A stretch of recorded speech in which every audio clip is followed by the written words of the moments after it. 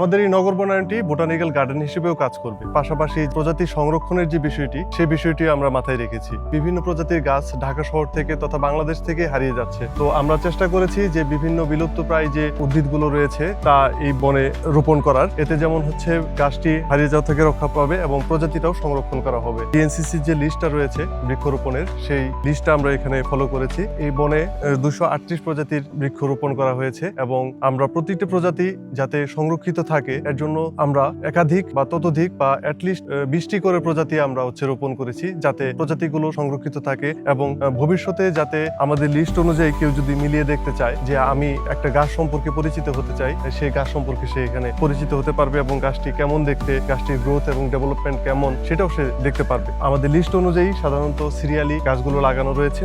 এর মাধ্যমে আমরা সাধারণত প্রজাতিগুলোকে সংরক্ষণ করার চেষ্টা করেছি।